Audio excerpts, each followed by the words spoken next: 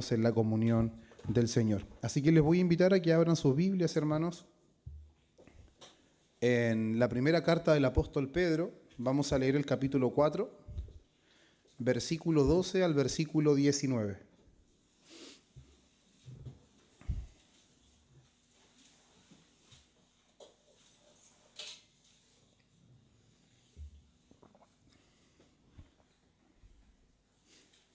Primera carta del apóstol Pedro, capítulo 4, versículo 12 al versículo 19.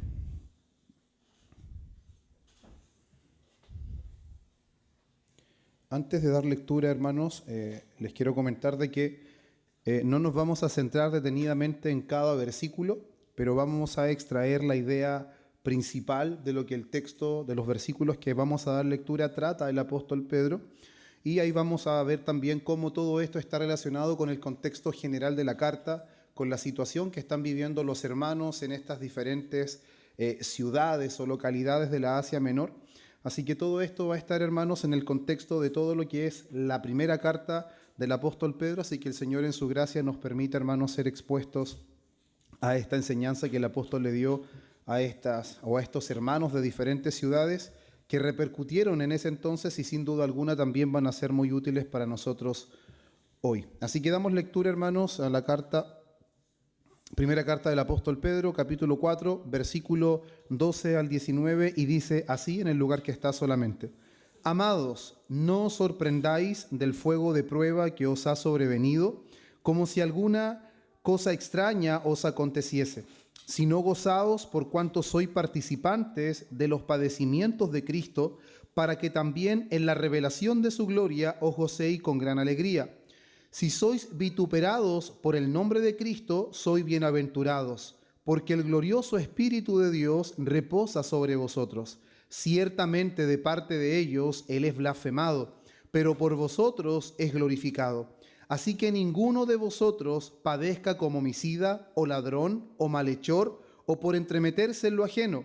Pero si alguno padece como cristiano, no se avergüence, sino glorifica a Dios por ello. Porque es tiempo de que el juicio comience por la casa de Dios, y si primero comienza por nosotros, ¿cuál será el fin de aquellos que no obedecen al Evangelio de Dios? Y si el justo con dificultad se salva, ¿en dónde aparecerá el impío y el pecador? De modo que los que padecen según la voluntad de Dios encomiendan sus almas al fiel Creador y hagan el bien. Amén, hermanos. Bueno, una de las cosas principales que es importante, hermanos, que nosotros podamos ver es que esta primera carta del apóstol Pedro fue escrita a creyentes que vivían en el Asia Menor. Actualmente es Turquía, que es un país que nosotros conocemos mucho más que mencionar Asia Menor. En las provincias que menciona el apóstol Pedro, en el primer versículo del primer capítulo, donde menciona el Ponto, Galacia, Capadocia, Asia y Bitinia. Estos lugares, hermanos, eran pequeñas comunidades que estaban dispersas y eran comunidades tan pequeñas que no tenían ningún tipo de influencia política, hermanos. No tenían ninguna inferencia en lo que eran como ciudadanos y estaban compuestos por judíos y por gentiles. Eso es algo muy importante a considerar, hermanos, en el contexto de lo que estos hermanos estaban viviendo en la ciudad de Roma o en estas ciudades que se mencionan, pero todas están dentro de lo que es el Imperio Romano. Esta carta, hermanos, probablemente fue escrita entre los años 62 y 64 después de Cristo y tiene un realce importante, porque en esos años el emperador era nada más y nada menos que Nerón. Y a pesar de que todavía no estamos en esa etapa en donde los cristianos fueron masivamente perseguidos y torturados, ya había comenzado un tiempo de hostilidad hacia los cristianos. Ya había cierto tipo de hostigamiento, de presión.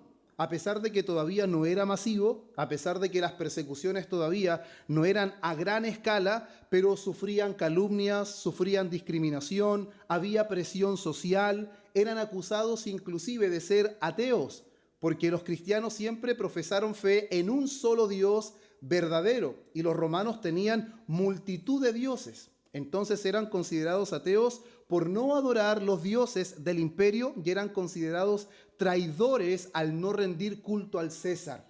Recordemos, hermanos, de que en ese tiempo César era considerado un dios o un semidios, el emperador, y se les rendía culto. Esto quiere decir, hermanos, que nuestros hermanos de aquel entonces, ellos vivían rodeados de paganismo.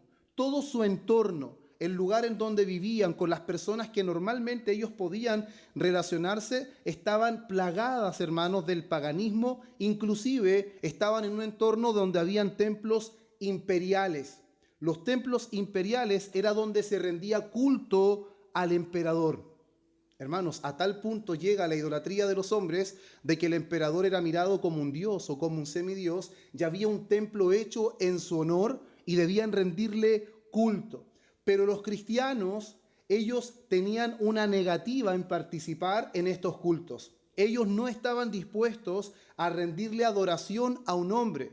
Y debido a esto, hermanos, ellos eran considerados antisociales, eran considerados enemigos de la paz pública, eran considerados alborotadores porque no seguían las reglas del imperio romano.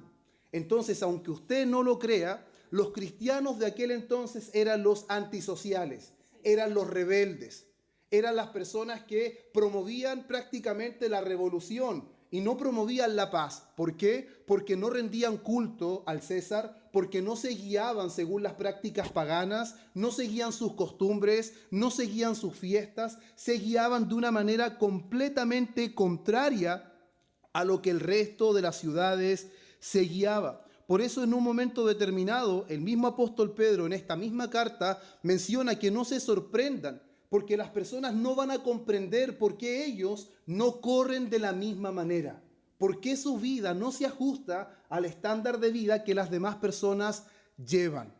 Y ese es el contexto, hermanos, en donde nosotros vemos que el apóstol Pedro escribe esta carta y él tiene un propósito muy claro al escribir esta carta. Y el propósito es animar a los creyentes de estas ciudades a que ellos puedan mirar más allá de las pruebas presentes y que ellos puedan aferrarse a la salvación futura. Vamos a ver en el desarrollo de esta carta y de estos versículos cómo el apóstol Pedro hace una conexión extraordinaria entre el sufrimiento presente y la gloria futura, y cómo el creyente debe mantenerse confiando de que a pesar de que en el presente haya aflicción, haya tribulación, hay una gloria futura que es aún más segura que la tribulación presente. Por eso Él los va a animar, haciéndoles mirar más allá de la tribulación presente y que se puedan aferrar a la salvación futura. Y Él les va a recordar que sus sufrimientos son momentáneos, que sus sufrimientos son pasajeros, pero su fe probada, porque es parte del texto del primer capítulo, su fe que es probada delante del Señor es preciosa. A pesar de que los hombres puedan ver algo totalmente diferente, ante los ojos del Señor, la fe del creyente que está siendo probada es preciosa delante de Dios, inclusive más valiosa que el oro.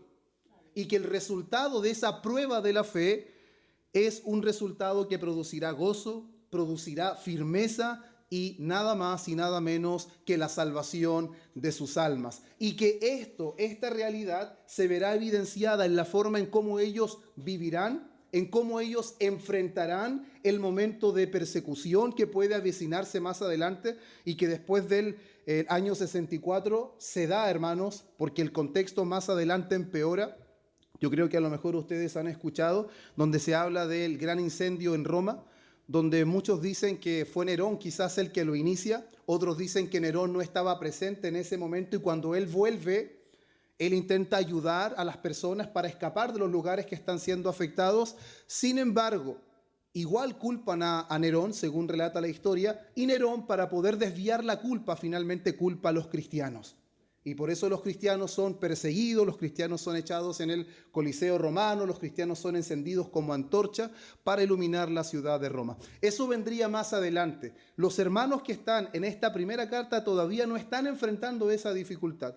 Ellos están enfrentando un momento de hostigamiento, están siendo menospreciados, están siendo aislados, están siendo enfrentados porque no están siguiendo las reglas como las demás personas lo siguen, no están rindiendo culto al César, no están siguiendo sus prácticas, no están haciendo casi absolutamente nada de lo que todas las demás personas que se consideran normales lo están haciendo. Y antes, hermanos, de ir directamente a los versículos, les comenté un poco del contexto que se encontraban, un poco del contexto histórico, la cultura que vivían en aquel tiempo para que entendamos, hermanos, porque nosotros podemos pensar que quizás nosotros no estamos viviendo lo mismo que ellos, es verdad.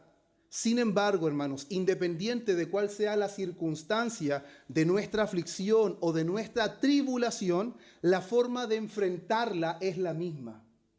Independiente de cuál sea la situación.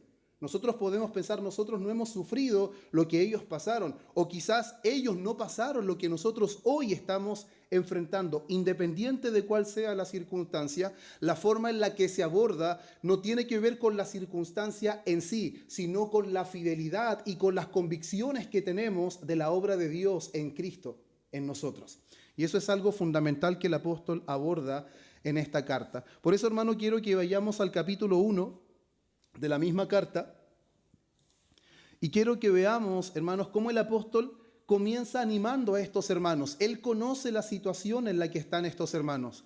Él conoce que son expatriados, él conoce que están dispersos, él conoce que seguramente son nuevos creyentes, entre ellos deben haber algunos hermanos maduros. Sin embargo, cuando vemos el lenguaje y el apóstol Pablo utiliza realidades que son básicas de la fe, nos damos cuenta que entre ellos hay muchas personas que son nuevos creyentes. Y el apóstol Pedro comienza dando del versículo 2 algo que es maravilloso, hermanos. Él dice: elegidos según la presciencia de Dios Padre, en santificación del Espíritu, para obedecer y ser rociados con la sangre de Jesucristo, gracia y paz os sean multiplicadas. ¿Por qué esto tiene tanta relevancia? No nos vamos a centrar, hermanos, teológicamente en todo lo que significa este versículo, pero los hermanos están siendo menospreciados. Los hermanos no tienen lugar dentro de la cultura que ese tiempo se está viviendo. Ellos están siendo dejados aparte.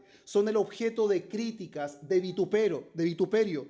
Sin embargo, el apóstol le dice: ustedes son elegidos. El mundo los menosprecia. Roma no los quiere. Ojalá estuvieran muertos y no fueran un problema para Roma. Pero ustedes son elegidos por el Dios Trino. El mundo los menosprecia, pero son el objeto de la elección de Dios. Y me encanta, hermanos, cómo el apóstol comienza con esta palabra: elegidos según la presciencia de Dios Padre, dándoles a entender inmediatamente que el propósito de esta carta es animarlos, es exhortarlos al conocer la realidad de sus vidas en cuanto a Dios. ¿Por qué, hermanos? Porque al igual que ellos, nosotros tendemos a fijar la mirada en las cosas que nos están pasando ahora. Tendemos a poner la mirada en las dificultades del presente, en las tribulaciones que podemos enfrentar, y tendemos a perder de vista, hermanos, la realidad de nuestra vida según la obra de Dios. Tendemos a perder de vista las promesas de Dios que tenemos en Cristo y solamente nos fijamos en lo que estamos viviendo en la actualidad. Por eso él le dice: elegido según la presciencia de Dios. Menospreciado por los ciudadanos, pero elegidos por Dios. Menospreciados por el mundo, pero amados por Dios. Y en el versículo 3, él va a dar una gratitud, va a bendecir a Dios, y esta bendición incluye algo extraordinario. Porque dice: bendito el Dios y Padre de nuestro Señor Jesucristo, que según su grande misericordia nos hizo renacer para una esperanza viva por la resurrección de Jesucristo de los muertos. Primero parte diciendo: ustedes han sido escogidos por Dios, han sido elegidos por Dios. Y ahora Él les está diciendo de que han sido renacidos, de que ellos, a pesar de lo que están viviendo, de lo que sus ojos pueden ver, ellos son objeto de la nueva vida que Dios les ha dado. Eso significa, hermanos, que el apóstol Pedro les está diciendo: ustedes tienen nueva vida, ustedes han sido regenerados. Ustedes en otro tiempo estaban muertos en sus delitos y pecados, en otro tiempo corrían la misma corriente de este mundo. En otro tiempo su entendimiento estaba entenebrecido, pero hoy ustedes disfrutan de la nueva vida en Cristo. Ustedes han sido renacidos. Él los hizo nacer por la palabra de verdad, por su voluntad, como dice Santiago en el capítulo 1, versículo 18. Y esto es algo importante que él está diciendo. ¿Por qué, hermanos? Porque la palabra del Señor, cuando Jesús habla con Nicodemo en Juan capítulo 3, él deja claro que para poder ver el reino y para poder entrar en el reino es necesario nacer de nuevo. Él está diciendo de que todos los hombres están ciegos y están fuera del reino. Y la única manera que ellos puedan verlo y que puedan entrar es mediante intervención divina. Y lo que el apóstol les está diciendo aquí, ustedes son los beneficiados con esa promesa. Ustedes han recibido nueva vida. Ustedes estaban muertos, pero ahora están vivos. Dios les ha impartido vida a ustedes. Por lo tanto, ellos son aquellos que tienen un nuevo corazón. Son aquellos que ya no tienen un corazón de piedra, un corazón indiferente. Y me encanta, hermanos, cómo esto el apóstol lo conecta cuando lo vemos en el versículo 18 del mismo capítulo. Dice, sabiendo que fuisteis rescatados de vuestra vana manera de vivir, la cual recibisteis de vuestros padres, no con cosas corruptibles como el oro o como la plata, sino con la sangre preciosa de Cristo, como de un cordero sin mancha y sin contaminación. Veo cómo el apóstol continúa la idea. Ustedes tienen un nuevo corazón. Ustedes son una nueva creación. De modo, si alguno está en Cristo, nueva criatura es. Las cosas viejas pasaron. Todas son hechas nuevas. Por lo tanto, independiente de lo que sus ojos puedan ver, de las dificultades que estén enfrentando, no pierdan de vista, ustedes son nuevas criaturas. A ustedes Dios les ha impartido nueva vida. Ustedes han sido rescatados de su vana manera de vivir. ¿Y por qué el apóstol está diciendo eso? Porque como seres humanos tendemos a querer reaccionar conforme el hombre es con nosotros. Ellos están recibiendo presión, están recibiendo murmuraciones, están siendo cuestionados y ellos quizás quieren defenderse. Pero Él les está diciendo, ustedes han renacido, ustedes son nuevas criaturas, ustedes tienen la vida que Dios les ha dado, han sido rescatados de esa vana manera de vivir. Y ojo, no han sido rescatados con cosas corruptibles como el oro o plata, han sido rescatados con la sangre preciosa, como de un cordero sin mancha y sin contaminación. Nos hizo renacer. Y mire lo que dice, para una esperanza viva. Dios no ha hecho esa obra en sus corazones de manera temporal, de manera pasajera, de un momento a otro se va a terminar. No, Él dice para una esperanza viva. Eso significa que esa esperanza es una esperanza que no termina. Una esperanza que no tiene fin, una esperanza que no se acaba, es viva, hermanos. Es lo opuesto de una esperanza muerta. Muchas personas pueden pensar que la esperanza del creyente es una esperanza sin sentido. Está esperando algo que no ve, algo que no puede ser tangible con sus manos. Sin embargo, cuando vemos la Escritura, la esperanza que el mundo piensa es totalmente diferente a la esperanza que se plantea en las Escrituras. Alguien dice, la esperanza es lo último que se pierde, pero hasta eso lo dice sin esperanza. Señor. ¿O no ha notado esas palabras? No, la esperanza es lo último que se pierde, pero no tiene ni siquiera esperanza en pronunciar esas palabras. La esperanza que se menciona en las Escrituras es una esperanza viva, es una esperanza segura, porque el que ha prometido es Dios.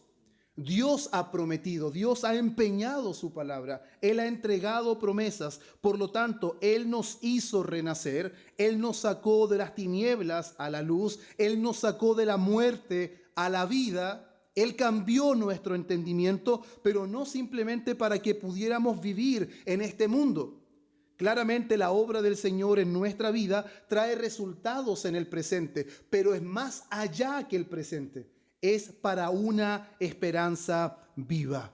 ¿Y por qué es una esperanza viva? Porque la garantía de esta esperanza es nada más y nada menos que la resurrección de Cristo de entre los muertos.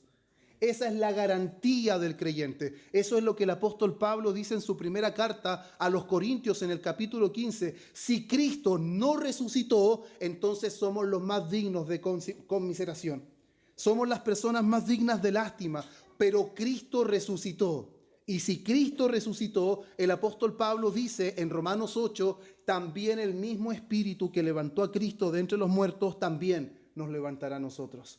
Por lo tanto, la vida que el apóstol Pedro les está mencionando a estos hermanos dispersos en el Asia Menor, les está demostrando de que ellos tienen nueva vida. Ellos tienen una esperanza viva. Cristo resucitó de entre los muertos. Y quiero leer el versículo 4.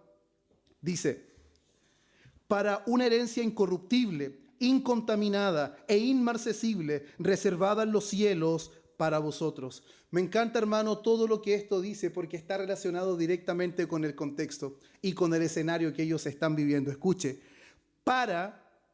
Dios hizo todo esto por su grande misericordia.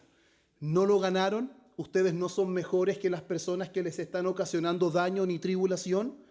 Es la misericordia de Dios, es la gracia de Dios que resultó en vida nueva, resultó en una esperanza viva por la garantía de la resurrección de Cristo de entre los muertos, pero dice, para una herencia incorruptible, incontaminada e inmarcesible, reservada en los cielos para vosotros. Qué extraordinario, hermanos, porque todo lo que ellos estaban viendo era corrupción. Todo lo que ellos estaban viendo era contaminación, pecado, inmoralidad. ¿Se dan cuenta de eso? Y claramente todas esas cosas, a pesar que los hombres le dan un gran valor, se marchita con el tiempo y finalmente pierde su valor. Pero el apóstol Pedro les dice, la herencia que Dios tiene para ustedes, la herencia que Dios tiene para ustedes es segura y esa herencia es incorruptible. Esa herencia no se contamina. Esa herencia es inmarchitable. Y escucha esto. Dice, reservada en los cielos para vosotros. Ellos no tenían un lugar ahí. Nadie los quería. Normalmente los asediaban, los vituperaban, hablaban mal de ellos, levantaban falsos testimonios, los acusaban. Seguramente muchos de ellos fueron torturados de alguna manera por oponerse a rendir culto al César o por seguir sus prácticas paganas. Pero lo que le está diciendo el apóstol Pedro, ustedes aquí no son bienvenidos, pero en el cielo hay un lugar reservado para ustedes. En el cielo son bienvenidos. Así que aparten la mirada de las cosas de esta vida y pongan la mirada en aquello que es más seguro que lo que sus ojos pueden ver. Las promesas de Dios, la vida que Dios impartió en ustedes es más segura que lo que sus ojos pueden ver. Porque el sufrimiento, va a decir más abajo, es por un poco de tiempo si fuera necesario. Si es necesario, Dios va a permitir el sufrimiento. Pero si es necesario, ese sufrimiento conllevará de que nuestra fe sea procesada, que esa fe sea probada, así como el oro es probado por el fuego. Pero hay algo que es maravilloso, hermanos. El oro no teme al fuego. ¿Por qué el oro no teme al fuego? Porque el fuego no puede, hermanos, destruirlo. El fuego lo que hace con el oro es que el oro sea más precioso, es que el oro brille. Por lo tanto, las pruebas que Dios permite en el caminar de los creyentes no son para que el creyente se desanime, no son para que el creyente se debilite, no son para que el creyente quede tendido en el camino, sino para que el mismo creyente conozca su fe y pueda Dios hacer los ajustes necesarios que aún están deficientes en su vida. Una de las cosas que no pasa normalmente, hermanos, es que muchos creyentes no conocen cuáles son las deficiencias de su fe. Y es por eso que no podemos hacer ajustes donde no conocemos que hay déficit, donde no sabemos que estamos errando en la forma en que estamos obrando nuestra fe, no sabremos qué ajustes hacer. Por eso son las pruebas, por eso son las dificultades, para que nuestra fe sea probada en diferentes o diversas pruebas, como dice el versículo 6 y el versículo 7, para que sometida a prueba vuestra fe, mucho más preciosa que el oro, el cual aunque perecedero se prueba con fuego, sea hallada en alabanza, gloria y honra cuando sea manifestado Jesucristo. Por lo tanto, claramente el tiempo de sufrimiento, de padecimiento, de tribulación que los hermanos estaban viviendo en estas diferentes ciudades tenía un objetivo. Tenía un fin. Dios estaba probando la fe, no para que Dios conociera la fe. Muchas personas dicen, Dios nos prueba porque Él quiere conocer nuestra fe. Él quiere conocer nuestro corazón. Hermanos, la palabra dice, ¿quién conoce el corazón? Yo, Jehová, dice. De hecho, el mismo Señor Jesucristo dice que no se fiaba de ninguno de los hombres porque Él conocía el corazón de los hombres. Dios no necesita conocer nuestro corazón porque lo conoce a la perfección. Lo conoce a la perfección. Él no necesita conocer nuestra fe porque la conoce a la perfección. Yo la vida doy por ti, no, Pedro. Antes que el gallo cante, tú me negarás 3 veces que me conoces. Él conoce perfectamente eso. A diferencia, Él dice, pero yo he rogado por ti, que tu fe no falte. Y una vez vuelto, ¿quién garantizó la fe de Pedro? Cristo. ¿Quién garantizó el retorno de Pedro? Fue Cristo. ¿Se dan cuenta? Entonces es Él, hermanos, la máxima garantía del creyente. No nosotros, no simplemente nuestras fuerzas, nuestras convicciones, sino Cristo es la garantía del creyente. Entonces Él conoce perfectamente nuestro corazón, Él conoce perfectamente nuestra fe y eso es perfectamente, hermanos, compatible con las dificultades, con las pruebas, porque eso Dios lo hace para que nosotros nos conozcamos.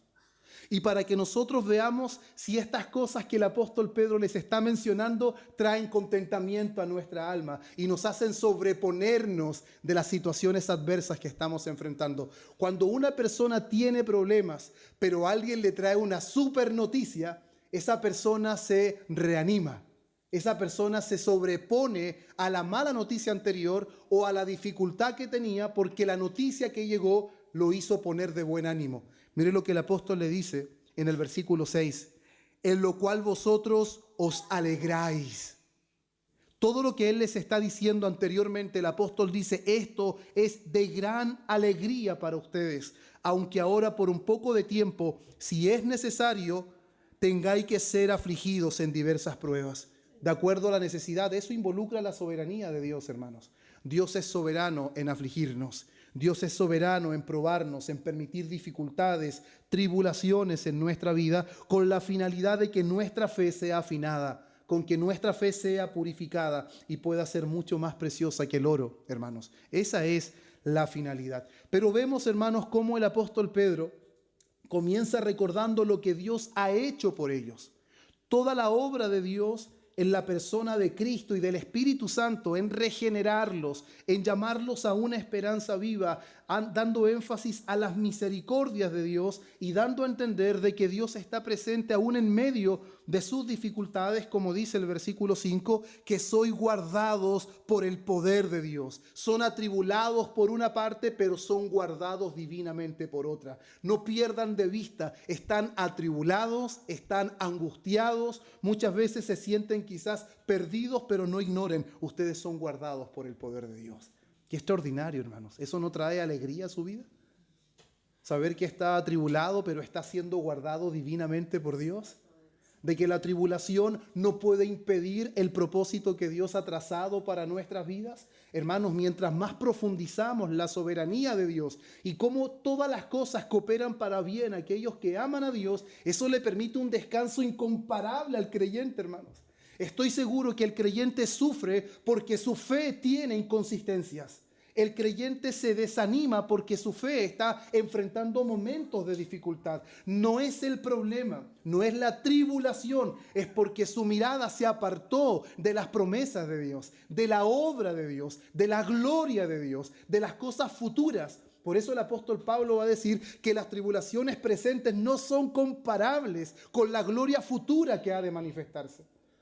Él está de acuerdo completamente con el apóstol Pedro. No, las cosas presentes que nosotros vemos y que enfrentamos no son nada. Que estas cosas no nublen nuestra mirada de aquellas cosas que están por venir cuando Cristo aparezca en gloria y majestad. Eso es lo que el apóstol le está diciendo. Y me encanta cómo hace esta transición, hermanos, donde Pedro los anima con la certeza de que aunque sufran, tienen una salvación segura, una herencia eterna y una esperanza viva en Cristo. Que el sufrimiento no puede opacar esas realidades que el Señor nos ha dado y ha hecho en nosotros. Pero ahora el apóstol Pedro pasa a mencionar esa realidad de la obra de Dios en sus vidas a la identidad, pasa de la identidad en Cristo a la práctica. Y me gusta cómo en el versículo 13 dice, por lo tanto. ¿Qué significa eso? Debido a esto, a la luz de todo lo que él viene diciendo, ¿qué tienen que hacer ahora? Ciñan los lomos. Y me encanta eso porque ceñir los lomos es prácticamente como una orden de guerra. Ahora cíñanse, porque ahora vamos a enfrentar la adversidad. Cíñanse porque el conflicto comenzó. Cíñanse porque la guerra se va a deliberar. Pero mire lo que sigue. Por lo tanto, ceñid los lomos, pero no para ir a la guerra, no para ir a la batalla. Ciñan los lomos de vuestro entendimiento. Preparen su entendimiento. Y el apóstol dice, sean entendidos de cuál es la buena, agradable y perfecta voluntad de Dios. Por eso no se gloríe el valiente en su valentía, el sabio en su sabiduría. Si en algo hemos de gloriarlo es en entenderlo y en conocerlo. Eso dice el profeta. Entonces le dice, alístense, ciñan sus lomos, pero los lomos de vuestro entendimiento sean sobrios y esperen por completo la gracia que se os traerá cuando Jesucristo sea manifestado. Qué extraordinario, hermanos. No estén pensando en ir a combatir con los romanos. No estén pensando ir a discutir con discusiones necias. Ustedes tienen que ceñir los lomos de su entendimiento. Ustedes tienen que seguir siendo sobrios y ustedes tienen que esperar por completo. No que cambie Nerón, no que cambie todo el imperio romano. Tienen que esperar por completo en la gracia que se os traerá cuando Jesucristo sea manifestado. Cuando la gloria del Señor sea completamente evidenciada y revelada en su máximo esplendor, en su segunda venida, tenemos que esperar por completo en eso. Ahí debe estar su mirada. Hermanos, ¿y ese mensaje era solamente para esos hermanos? ¿Acaso no también nosotros debemos esperar por completo en la gracia que se os traerá cuando Jesucristo sea manifestado? Y mire lo que les dice, así ustedes tienen que seguir ciñéndose como hijos obedientes, no se conformen a los deseos que antes tenían estando en vuestra ignorancia, sino como aquel que os llamó es santo, sed también santos vosotros en toda vuestra manera de vivir.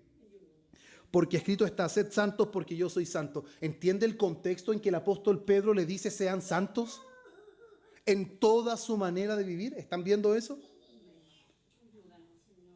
De verdad que si hago el realce, hermanos, es porque si ignoramos el contexto, ignoramos la situación en que nuestros hermanos estaban viviendo, no vamos a considerar el realce. Hermanos, vivir en santidad no es algo que el creyente lo tiene como opción, es el llamado a todo aquel que ha sido renacido para una esperanza viva. Es todo aquel que ha sido elegido por la presencia de Dios Padre en santificación del Espíritu para obedecer y ser rociado por la sangre de Jesucristo.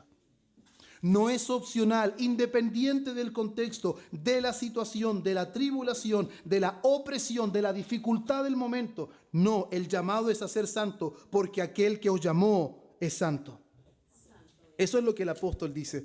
Y en todo lo que él va a relatar hacia adelante, va a dejar en evidencia de que ellos como creyentes que han sido renacidos, como creyentes que son guardados por el poder de Dios, como creyentes que entienden que la tribulación no está distanciada ni divorciada de la voluntad de Dios. Hermanos, los padecimientos no están divorciados de la voluntad de Dios. Los padecimientos son parte del propósito de Dios. La diferencia está en por qué estamos padeciendo. Por eso, Reina Valera, y tomé el título de ahí, el título de este sermón es Padeciendo como cristianos. Porque todos podemos padecer. La pregunta es, ¿cómo o por qué estamos padeciendo? Porque eso va a cambiar absolutamente todo el contexto de nuestra situación. Mire lo que dice el capítulo 2, versículo 15. Porque esta es la voluntad de Dios, que haciendo bien hagáis callar la ignorancia de los hombres insensatos. ¿Cómo hay que hacer callar la ignorancia de los hombres insensatos? Defendiéndonos, haciendo un escándalo, alzando la voz para que vean que tenemos autoridad o para que sepan que sabemos defendernos, publicando por redes sociales, defendiéndonos ante la murmuración de las demás personas. No, dice que debemos hacer callar la ignorancia de los hombres insensatos. ¿Cómo? Haciendo el bien. Señor. ¿Y por qué el apóstol les pide que hagan el bien? Porque ellos han renacido. Ellos tienen nueva vida. Ellos son obras del poder del Espíritu Santo. Versículo 16. Como libres, pero no como los que tienen la libertad como pretexto para hacer lo malo, sino como siervos de Dios. Somos libres, amén, hermanos. En Cristo somos libres. Pero no podemos usar esa libertad como pretexto para hacer lo malo. Un creyente es libre para hacer lo bueno. Un creyente es libre para obedecer a Dios. Un creyente es libre para hacer la voluntad de Dios. Como también lo dice el apóstol Pablo a la iglesia de Galacia, que nosotros somos libres en Cristo. A libertad fuisteis llamados, dice. Solo que no uséis esa libertad como ocasión para la carne, para darle rienda suelta a nuestros deseos pecaminosos, refugiándonos que estamos en Cristo y somos libres. La libertad en Cristo es la libertad de la esclavitud del pecado y somos libres para producir verdaderos frutos de santidad. Y eso es lo que el apóstol le está diciendo a estos hermanos. Inclusive, él va a instruir acerca de deberes conyugales, hermanos, en esta misma carta, porque los problemas se estaban derivando aún dentro de la misma familia. Y les va a enseñar cómo deben conducirse aquellos que han sido regenerados, aquellos que tienen nueva vida, cómo debe ser su conducta, inclusive dentro del hogar. Esta es la carta donde dice de que las mujeres casadas, por su sometimiento, cuando dice el apóstol, dice, asimismo vosotras mujeres, el capítulo 3, estad sujetas a vuestros maridos, para que también los que no creen, los maridos que no creen a la palabra, sean ganados sin palabra por la conducta de sus esposas. Inclusive va a abordar, porque en el contexto que ellos recibieron el mensaje, probablemente lo más seguro es que ambos eran inconversos, pero uno de ellos se convirtió. Y ahora, ¿a quién le está hablando? Al converso, al convertido, al creyente. Él les está escribiendo a hermanos y a hermanas, hombres que han sido regenerados, que sus corazones fueron cambiados y que ahora tienen el Espíritu Santo morando dentro de ellos. Porque todo lo que está escrito aquí para un inconverso es una locura, hermanos. Es una locura, es una insensatez. ¿Cómo voy a vivir de esta manera? Si alguien me está gritando en la cara, ¿debo guardar silencio? Si me están vituperiando, me están levantando un falso testimonio, ¿no debo defender mi integridad? Una de las cosas, hermanos, que nosotros nunca vamos a entender es cómo el Señor Jesús entregó su vida por pecados ajenos. Él fue a la cruz no por sus pecados. El justo, el mismo apóstol dice, fue por los injustos para llevarnos a Dios. Él no murió por sus pecados, Él murió por los pecados de su pueblo. Él no terminó crucificado por su maldad, sino por nuestra maldad. Entonces nosotros deberíamos seguir su ejemplo. Eso es lo que dice el capítulo 2, versículo 20 en adelante. Pues qué gloria es si pecando sois abofeteados y lo soportáis, mas si haciendo lo bueno sufrís, lo soportáis, esto ciertamente es aprobado delante de Dios, pues para esto fuisteis llamados. ¿De qué vale que nosotros suframos porque hicimos algo malo? ¿Acaso el sufrimiento no es algo característico en la vida de todas las personas? No es algo distintivo del creyente. La diferencia del creyente es que el creyente sufre o debería sufrir por causa de hacer lo bueno, por causa de seguir el camino del Señor, su voluntad, y no por hacer lo malo. Pues para esto fuiste llamado, porque también Cristo padeció por nosotros. ¿Cristo por quién padeció? Por nosotros, sufrió por nuestros pecados. Nosotros ahora también deberíamos estar dispuestos a sufrir el oprobio, a sufrir el menosprecio, a sufrir que hablen mal de nosotros, porque Cristo nos dejó ejemplo para que sigáis sus pisadas. Mire, el cual no hizo pecado, ni se halló engaño en su boca, quien cuando le maldecían, ¿qué hacía? No respondía con maldición. Cuando padecía, no amenazaba, sino encomendaba la causa al que juzga justamente, quien llevó él mismo nuestros pecados en su cuerpo sobre el madero, para que nosotros, estando muertos a los pecados, vivamos a la justicia, y por cuya herida fuisteis sanados. Y termina diciendo que nosotros éramos ovejas descarriadas, igual que los demás. ¿Ha considerado eso?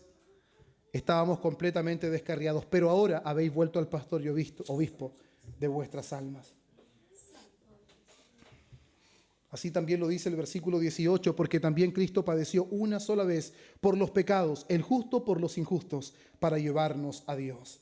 Eso es lo que dice el apóstol. Y ahora, hermanos, quizás voy a dedicarle menos tiempo a los versículos, que el tiempo ha avanzado muy rápido. Voy a dedicarle menos tiempo a los versículos. Entendemos un poco el escenario, el contexto, la intencionalidad del apóstol Pedro de llevar a estos hermanos a la realidad de la obra de Dios en sus vidas, y que esto lo tengan en mente a la hora de afrontar las dificultades, hermanos. Una pregunta: nosotros a la hora de enfrentar problemas, dificultades, aflicciones, tribulaciones, tenemos presente que esa tribulación, por más angustiosa que sea, no es comparable con lo que se va a manifestar en la aparición gloriosa de nuestro Señor Jesús. De que la realidad de que me ha impartido vida cuando yo estaba muerto en mis delitos y pecados es mucho mayor que la realidad del problema que estoy enfrentando. Cuando veo de que quizás sufro menosprecio, las personas no están dispuestas a escucharme. Sufro persecución. A lo mejor las personas no quieren estar conmigo, no me quieren escuchar. Pero aunque el mundo me aborrezca, hay una herencia incorruptible reservada en los cielos. Eso debería generar gran gozo y alegría. Pero muchas veces resulta que el presente genera más impacto en nuestro corazón que las promesas que Dios ha garantizado en su palabra. Podemos decir con mucha seguridad, es palabra del Señor, pero en la práctica no disfrutamos de esas bendiciones. No disfrutamos de esas promesas gloriosas, hermanos. Y el apóstol Pedro quiere que ellos sí lo disfruten. Porque de la única forma que un hombre o una mujer de Dios pueda enfrentar los problemas es que tenga la mirada puesta arriba. De otra manera se va a afanar y se va a perturbar y se va a desanimar y no va a entender y va a cuestionar. Pero cuando nosotros ponemos la mirada en las cosas eternas que van a permanecer para siempre, todo es muy distinto, hermanos. Por eso le dice, amados, no os sorprendáis del fuego de prueba que os ha sobrevenido, como si alguna cosa extraña os aconteciese. ¿Cuál es la reacción, hermanos, que nosotros podemos tener cuando viene una prueba? ¿Nos sorprendemos? ¿Creemos que es algo extraño? ¿Nos preguntamos por qué pasó eso? ¿Por qué nos está sucediendo esto? ¿Se ha dado cuenta cuando a alguien le dan algo por sorpresa? La persona reacciona como que no se lo esperaba, cuando en realidad se cumplió el propósito de darle una sorpresa. Cuando a alguien se le hace una sorpresa de cumpleaños y la persona llega y se hace el sorprendido, es otra cosa. A muchas personas le pasa que le preparan un cumpleaños de sorpresa, pero de sorpresa no tiene nada, porque la persona se hace el sorprendido. Pero cuando es una sorpresa real, la persona aflora en su rostro, ¿cierto? Uno se da cuenta que está sorprendido. Hermanos, la prueba, el fuego de prueba no debería sorprendernos, ni a los hermanos de aquel tiempo, ni a nosotros. No deberíamos considerar la tribulación, el momento de angustia, como cosa extraña. Mire lo que dice el versículo 13. Entonces, ¿cuál debería ser nuestra respuesta ante la prueba, ante la dificultad, ante la tribulación, si no gozaos? ¿Cuál debe ser la respuesta del creyente ante la prueba? Gozo. ¿Y por qué debe ser gozo? Escuche, por cuanto soy participantes de los padecimientos de Cristo. ¡Qué extraordinario, hermanos! Debería ser de gran gozo cuando estamos pasando por pruebas y dificultades, cuando tenemos clara conciencia de que esto no es el resultado de un pecado, no es el resultado de la desobediencia, sino que estamos sufriendo porque somos participantes de los padecimientos de Cristo.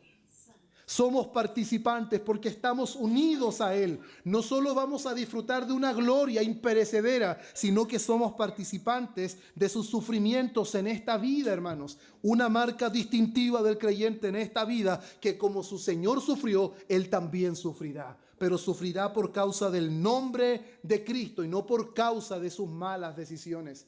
Esas son otras cosas. Pero dice, si no gozaos. En el Sermón del Monte, en el capítulo 5, alegraos, porque vuestro galardón es grande en los cielos. Cuando os vituperen, cuando os persigan, cuando digan toda clase de males contra vosotros, mintiendo, alegraos y gozaos, porque así también persiguieron a los profetas antes que ustedes. ¿Se dan cuenta, hermanos? Que normalmente nosotros empezamos a seguir el patrón del mundo y empezamos a mirar como cosa extraña. Señor, ¿por qué a mí? No hay tanta gente. ¿Por qué me llegó este momento de prueba a mí, Señor? Cuestionamos, nos entristecemos, nos desanimamos. Inclusive eso repercute en nuestro ánimo para orar, para leer. Y por el contrario, cuando una prueba viene, debería llevarnos a orar, a buscar más al Señor, porque sabemos que estamos participando de sus padecimientos y en nuestras propias fuerzas no lo vamos a poder enfrentar. Pero nosotros lo hacemos a nuestra manera y es por eso que el pueblo cristiano de este tiempo enfrenta mucho desánimo, mucho desaliento. Por eso muchas veces cuestiona el actuar de Dios, eleva reclamos al cielo porque no entiende que la prueba es parte del proceso antes de llegar a la gloria eterna. Vea el patrón bíblico: Cristo, humillación para pronto ser exaltado. El apóstol Pedro dice: humillaos bajo la poderosa mano de Dios, porque Él os exaltará cuando fuere tiempo. ¿Qué es primero, la exaltación o la humillación? ¿Qué es primero, la dificultad, los padecimientos o la glorificación con el Señor? Primero son los padecimientos. Somos participantes de sus padecimientos. Mire, para que también en la revelación de su gloria, al momento que Él se manifieste completamente en poder, en majestad, en todo su esplendor, en su segunda venida, ¿sabe qué? Todos aquellos, le está diciendo Pedro, todos aquellos que a ustedes les hicieron la vida imposible en esta tierra, los verán a ustedes resplandecer junto con Cristo en su segunda venida. Los creyentes resplandecerán, hermanos, como el sol, junto a su Señor en su retorno. En toda gloria y toda majestad, Él volverá como el Rey de Reyes y todo su pueblo estará con Él. Todo su pueblo. Pero para que podamos disfrutar de esa gloria imperecedera, antes debemos reconocer que también el Señor Jesucristo padeció y nosotros somos participantes de sus padecimientos. No mire como cosa extraña, hermano, el sufrir, la prueba. ¿Por qué a mí, Señor? ¿Y por qué esto? De repente nos aventuramos a decir, ¿y por qué no a otro? Mira, a él no le pasa nada. Hermanos, medimos nuestras palabras.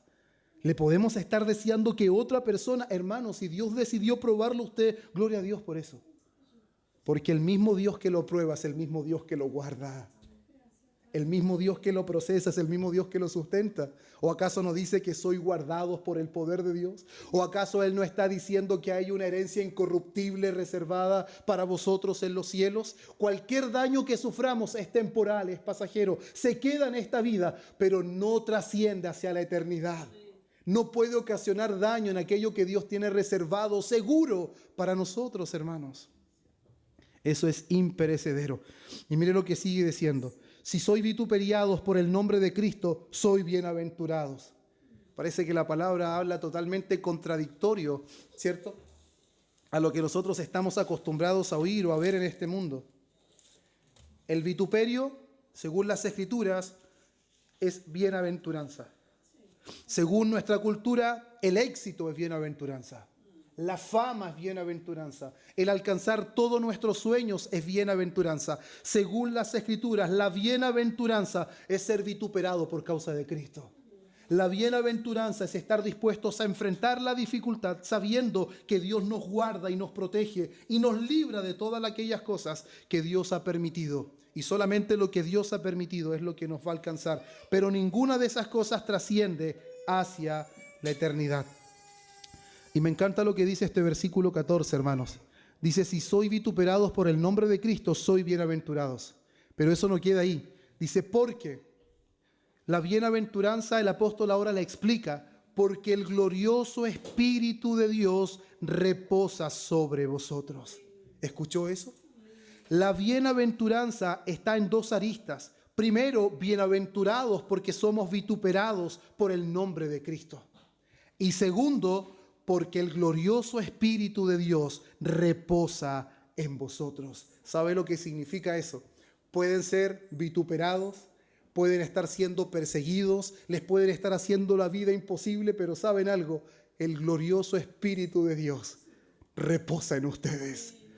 Él los va a fortalecer para enfrentar cada dificultad, cada problema, cada momento de hostilidad que ustedes reciben por parte de Roma. El Espíritu los va a sustentar. Y en los momentos donde sientan que no pueden más, en los momentos donde sientan que ya no hay fuerzas, Él será su fuerza. Él será su consuelo, hermanos. El Espíritu será su consuelo. Lo que Él les está diciendo, que el Dios mismo está con ustedes. Ciertamente de parte de ellos, Él es blasfemado, pero por vosotros es glorificado. En otras palabras, ustedes nunca piensen que estén solos. Aunque parece que el mundo entero está en contra de ustedes, pero ustedes no están solos. El Espíritu, dice, el glorioso Espíritu de Dios reposa sobre vosotros. Hermanos, el creyente no está solo en el momento de la prueba. No está solo en el momento de la dificultad, en el momento de la opresión. Muchas veces hay presiones externas que hacen que el creyente sufra, que el creyente pase momentos difíciles, pero el Espíritu Santo está en el creyente para fortalecerlo, para consolarlo y para que sepa que él no está solo. Él no está solo. Y eso lo tenía muy claro David. Y eso que el Espíritu Santo no reposaba de manera permanente. Él decía, aunque un ejército acampe contra mí, no temerá mi corazón. Aunque contra mí quieran hacer guerra, yo estaré confiado. ¿Por qué? Porque él sabía que Dios estaba con él. Por eso en el Salmo dice que aunque ande en valle de sombra de muerte, no temeré. ¿Por qué? Porque tú estarás conmigo. ¿Se da cuenta de eso? La orden que Dios le da a Josué en Josué 1:9, anda que te mando a que te esfuerces y que seas valiente. No temas ni desmayes. Qué labor más difícil. Ser valiente y liderar un pueblo donde va a enfrentar a pueblos mucho más fuertes que ellos. Y le dicen, no tienes permitido desanimarte. Y tienes que ser muy valiente y esforzado. Y uno diría, qué petición más difícil, pero falta la última parte. Porque Jehová tu Dios estará contigo en donde quiera que tú vayas. Si Él está presente, hermanos, el creyente puede afrontar cualquier situación. No importando la dificultad, no importando la opresión, si Dios está ahí, hermanos, el creyente no está solo. Y está menos que solo, está con aquel que venció a este mundo. Qué extraordinario, hermanos. Versículo 15. Así que ninguno de vosotros padezca como homicida, o ladrón, o malhechor, o por entremeterse en lo ajeno. Esa no es la conducta de un creyente, le está diciendo Pedro. Que ninguno de ustedes sea acusado de este tipo de cosas, pero si alguno padece como cristiano, ¿se da cuenta? De ahí saqué el título. Y después me di cuenta que Reina Valera tenía el mismo. Padece como cristiano, no se avergüence, sino glorifique a Dios por ello. Está padeciendo como cristiano, no como malhechor, no se avergüence, sino que glorifique a Dios por ello. Porque el tiempo del juicio, porque es tiempo de que el juicio comience por la casa de Dios, y si primero comienza por nosotros, ¿cuál será el fin de aquellos que no obedecen al Evangelio de Dios? No me quiero detener mucho tiempo aquí, hermanos, pero lo que el apóstol está diciendo cuando dice de que el juicio comience por la casa de Dios, y si primero comienza por nosotros, ¿cuál será el fin de aquellos que no obedecen al Evangelio? Lo que está diciendo aquí no es que es posible que los hijos de Dios sean condenados, sino que el juicio de Dios en el contexto está dando a entender de disciplina, está dando a entender de purificación. Es necesario que el pueblo de Dios tenga disciplina. Es necesario que el pueblo de Dios sea purificado.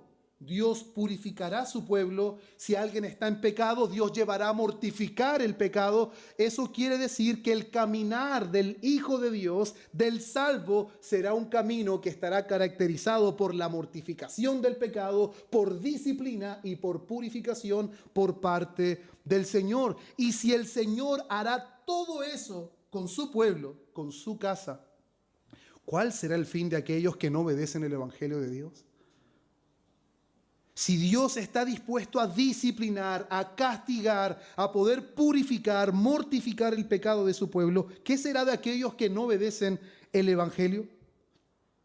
Si el justo con dificultad se salva, es un texto que ha sido muchas veces expuesto para mucho debate, sobre todo en nuestros contextos. ¿En dónde aparecerá el impío y el pecador? Hermanos, aquí no está diciendo de que los méritos de Cristo no son suficientes para el salvo. No está diciendo de que existe la posibilidad de que un hijo de Dios o el justo se pierda en el camino. El contexto es, si el justo con dificultad se salva, si el justo pasa por pruebas, si el justo pasa por tribulaciones, si el justo pasa por luchas, la experiencia del salvo es una experiencia de tribulación continua antes de llegar a la eternidad, en donde aparecerá el impío. ¿Puede reflexionar en eso, hermanos? Si el camino del justo está lleno de dificultades en este mundo, ¿qué le espera al impío, hermanos? Una horrenda expectación de juicio, una condenación eterna, hermanos. Entonces, ¿somos conscientes de esta realidad? No podemos, hermanos, pensar que el camino del creyente solo trae momentos gratos y momentos en donde no vamos a enfrentar dificultad. Hoy día ese famoso conocido evangelio de la prosperidad, donde solamente anuncian buena salud, buen pasar en la vida, buenas finanzas, en donde inclusive utilizan la sangre de Cristo para liberar finanzas, para quitar la pobreza, para que su vida sea prosperada y usted alcance todos sus sueños. Hermanos, cada vez que me acerco a las Escrituras y veo la sangre de Cristo, siempre la veo asociada únicamente al perdón de pecados. La sangre de Cristo es el precio requerido para perdonar los pecados de su pueblo. Entonces, cuando aquí estamos viendo de que el justo con dificultad se salva, está haciendo mención que el camino del creyente es un camino de pruebas, un camino de luchas, un camino de tribulación, hermanos. La experiencia del salvo la vive con dificultad. ¿En dónde aparecerá el impío, hermanos? Solamente una condenación eterna. Por lo tanto, de modo que los que padecen según la voluntad de Dios, ¿qué hacen? Encomiendan sus almas al fiel Creador. ¿Y qué termina? Y hagan el bien. Después de todo, sigan haciendo el bien. Sigan caminando de la misma manera. El apóstol Pablo, el mismo mensaje. No se cansen de hacer el bien, porque a su tiempo segaremos si no desmayamos. Y sobre todo, a la familia de la fe. Eso quiere decir, no se cansen de hacer el bien, significa de que es posible que alguien se canse y diga no vale la pena, no tiene sentido. No, el creyente es llamado a no cansarse.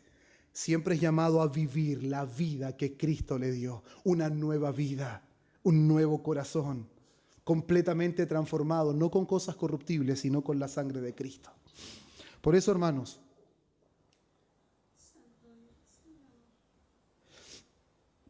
para ya ir terminando, algunas preguntas de aplicaciones prácticas, porque quizás podemos pensar que estas cosas las pasaron nuestros hermanos de aquel entonces, pero es importante que nosotros podamos reflexionar en esto, hermanos. ¿Cómo estás mirando las pruebas, hermano? Las aflicciones, las tribulaciones, ¿con sorpresa? ¿Como cosa extraña? ¿O las estás mirando con gran gozo por cuanto eres participante de los padecimientos de Cristo? Pregunta eso a tu corazón, hermanos. ¿Cómo la estás mirando? Segundo, ¿has considerado que a pesar de que eres o serás vituperado por el nombre de Cristo, lo que evidencia el rechazo, hermanos, y el menosprecio del mundo, eres bienaventurado porque no estás solo? ¿Has considerado eso, hermanos? El glorioso Espíritu de Dios está en nosotros, hermanos. Y no estamos solos. Dios mismo está en nosotros para sostenernos, para consolarnos y aún más, para que disfrutemos de la comunión con Dios, aún en medio de este presente mundo malo. ¿Ha meditado en eso, hermanos? Que a pesar de que estemos en la aflicción, el Espíritu Santo nos permite disfrutar de la comunión con Dios. ¿Y por qué, hermanos? Porque Él es las arras de nuestra herencia. Él es la garantía o el anticipo del gozo eterno. Eso dice Efesios capítulo 1, versículo 14. Hermano mío, no podemos pasar por alto esto. El juicio de Dios comenzará por su casa, pero no para condenación, sino para disciplina, como decía, para purificación. Pero esto será temporal, pero el impío para una condenación eterna. Las aflicciones nuestras serán temporales, serán pasajeras. La muerte lo único que puede hacer, como muchos teólogos han dicho, es entregarnos en las manos de Cristo. Es lo único que puede hacer, nada más que eso. Pero, ¿cuál es la causa de su aflicción, hermanos? Medite, ¿cuál es la causa de su aflicción? ¿Cuál es la causa de su tribulación? ¿Sufre como malhechor? ¿Sufre por desobedecer a Dios? ¿O padece como cristiano? ¿O padece por hacer la voluntad de Dios? Es importante, hermano, que si nosotros estamos padeciendo por la voluntad de Dios, debemos gozarnos en gran manera. En gran manera. Y confiar, como decía el último texto, tu alma, tu vida entera al fiel Creador. Hermanos, descansemos absolutamente en el fiel Creador y sigamos haciendo el bien. Amén. Oremos, hermanos. Padre bueno, Dios de toda gracia, oh Dios, te alabamos y te bendecimos por permitirnos, Dios, estar a los pies de tu palabra. Oh Señor, te rogamos que lo que hoy hemos podido escuchar, oh Dios, sea aplicado eficazmente en nuestro corazón. ¿Quién de nosotros podría decir, oh Señor, que no necesita sacar la mirada de esta tierra, sacar la mirada, Señor, de esta vida y alzar los ojos a los montes, de donde verdaderamente viene nuestro socorro, del Señor que hizo los cielos y la tierra? Ayúdanos a siempre tener presente y a ser conscientes, Señor, de nuestra vida en Cristo, de nuestra nueva vida y de esa herencia segura, incorruptible que está reservada para nosotros. Gracias por habernos dado nueva vida. Gracias por habernos rescatado de nuestra vana manera de vivir.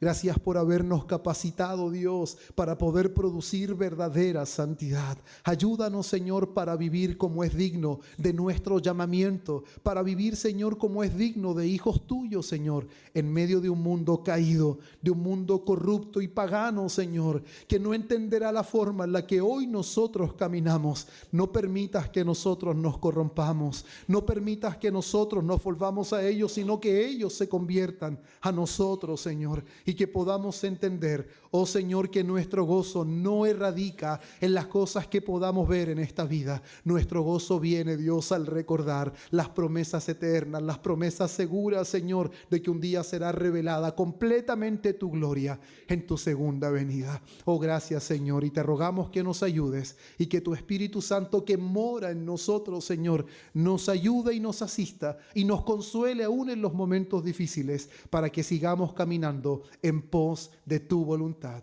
Oh Señor, gracias por todo esto y encomendamos nuestras almas al fiel Creador, al que tiene cuidado de nosotros. En el nombre de Cristo damos gracias. Amén y amén.